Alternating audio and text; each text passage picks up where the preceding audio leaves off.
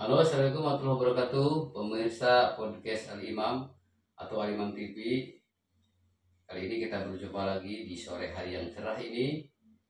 Kita kali ini kedatangan tamu istimewa, yaitu Yai Nur Rohim selaku Ketua 2 DKM Masjid Agung Ali Imam Majalengka. Dia ini membidangi terkait masalah peribadahan di DKM Masjid Agung Ali Imam Majalengka. Oke, tentunya pemirsa penasaran, mari kita perkenalkan dulu atau kenalan dulu dengan beliau. Assalamualaikum Pak Kiai. Waalaikumsalam. Gimana kabar Pak Kiai? Alhamdulillah. Sehat. Sehat alhamdulillah. Bagaimana? Alhamdulillah sehat Pak Kiai.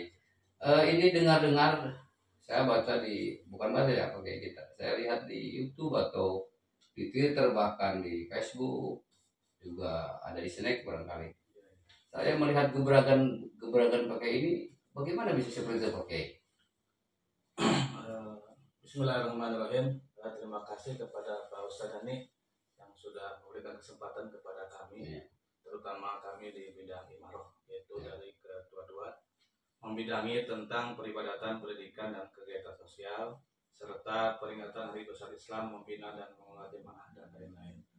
Alhamdulillah, kedepannya insya Allah kita berupaya untuk berinovasi, untuk meningkatkan pertama tentang peribadatan baik itu yang rawatib atau yang sunahnya, kita mencoba untuk memfasilitasi supaya jemaah nyaman ketika beribadah itu, tidak banyak gejolak, terasa nyaman, tentram, dan jemaah itu merasa tertarik untuk senantiasa berjemaah di Masjid Agung Ali Imam.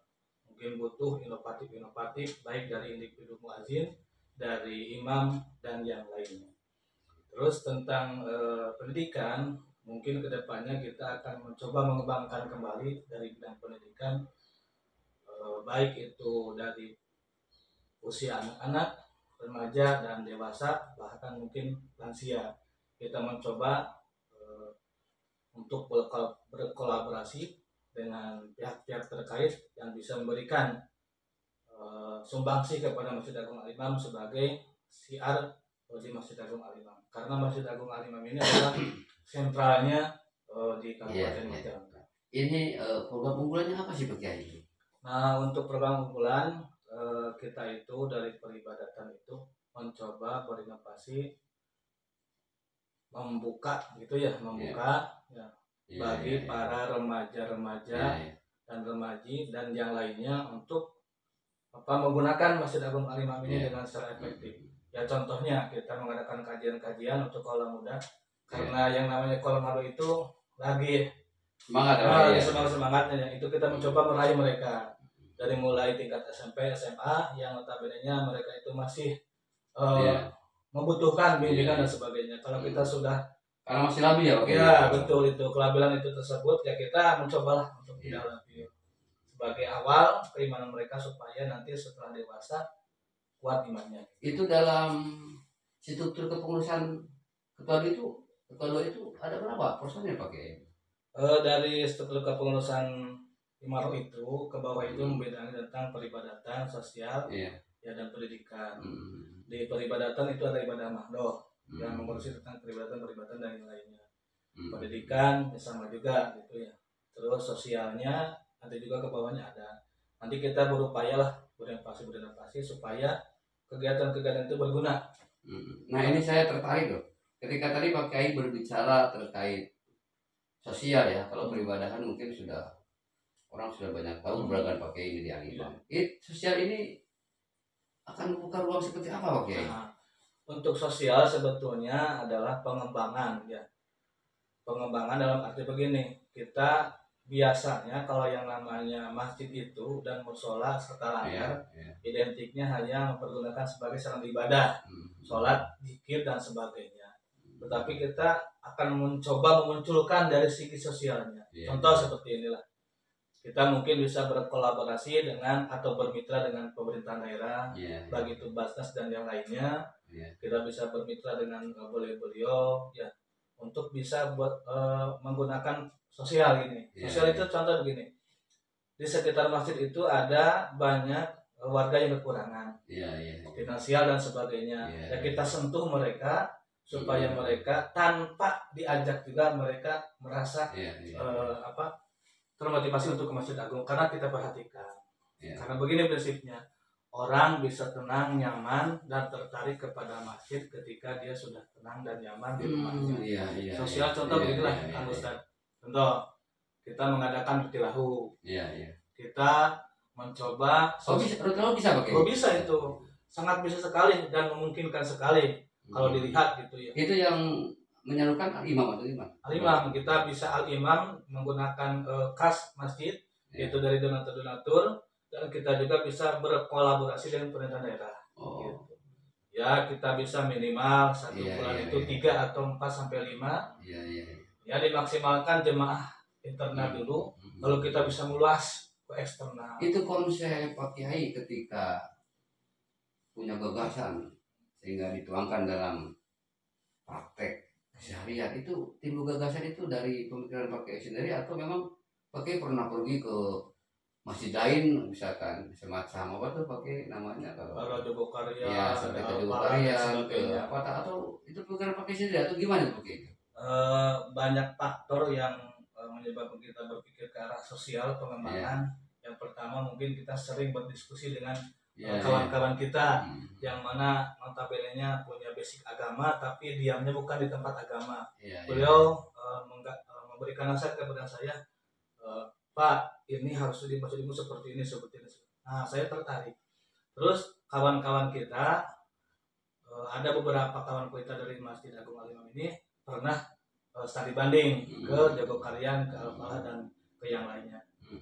Ditambah dari itu kita termotivasi, apa sih target kita? Sosial. Yang mudah-mudahan bisa terlaksana dengan. Nah, ini pakai ini. Target terdepan nih, kolaborasi dengan pemerintah apa nih pakai ini? Mudah-mudahan ya, dan insya Allah saya sangat percaya sekali dengan pemerintahan daerah Kabupaten Majalengka yang mana dari semenjak dahulu sampai sekarang ya, kalau secara historis saya merasakan sendiri gitu ya. Perhatian dari pemerintahan daerah itu untuk Masjid Agung itu sangat besar sekali, luar biasa secara pribadi kepada saya dan secara khususnya kepada Masjid Agung. Nah mudah-mudahan gitu ya. Dan saya yakin sekali insya Allah Bapak Bupati terutama Bapak Bupati dengan pemerintahnya bisa memberikan akses kepada kita dan bisa membuka peluang kepada kita untuk beramal melalui Masjid Agung ini. Dan kita insya Allah dengan para rekan-rekan yang lainnya, terutama Pak Ketua Umum dan rekan-rekan kepengurusan, kita bersilaturahmi dengan pemerintahan daerah, dengan instansi yang lainnya yang kita bisa ajak untuk berkolaborasi tersebut. Itu pakai respon daripada pemerintah daerah gimana? Responnya? Responnya responnya gimana Pak? Ketika kami itu mengunjungi Bapak Bupati, alhamdulillah responnya sangat baik. Bahkan bukan pengembangan sosial saja, pengembangan dalam hal ekonomi dan yang lainnya, insya Allah Bapak Bupati siap membantu. Dan paling contohnya begini, Masjid Agung ini areanya itu cuma segini-gini aja. Nah, tetapi di pinggir, di kanan, di kiri, di belakang dan yang itu banyak tanah-tanah kosong yang mungkin akan dijual. Ada berapa? Ada lokasi pakai. Lokasi itu yang paling terdekat di sebelah sini, sekitar mungkin berapa ratus meter ya. Terus di sini juga ada. Nah, kita punya rencana ke depan yang di sini itu yang paling terdekat untuk pengembangan, yaitu di bawah itu untuk usaha UMKM dan yang lainnya. Terus di atasnya itu kita akan kembangkan mudah-mudahan sebagai sarana gedung serbaguna. Bisa digunakan untuk apa saja gitu ya, sifatnya itu serbaguna. Dan di situ juga mungkin kita akan mengembangkan bukan hanya ekonomi dan yang lainnya, mungkin kita juga akan membuat dari segi pendidikan itu ada PAUD, mungkin ada klinik dan yang lainnya. Nah, untuk yang sebelah sini itu ada sebidang tanah ya gitu ya. Alhamdulillah ini dulunya menyatu dengan ini, cuma disisakan untuk wakaf tersebut. Nah, itu kita mencoba, mudah-mudahan itu sebagai tempat untuk penyembelihan hewan kurban. Dan di atasnya juga kita akan mencoba, mudah-mudahan Allah menghendaki diberi jalan oleh Allah dan ada rezeki bagi kita semua karena ini kebaikan. Di atasnya kita bangun untuk mes-mes.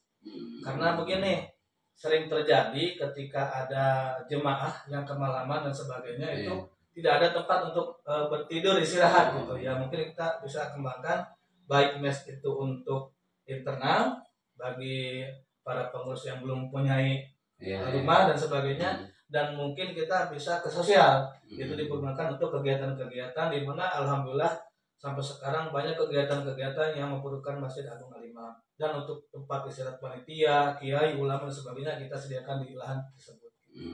Dan di sebelah naon kidul teh, sebelah kiri, sebelah selatan berarti ya.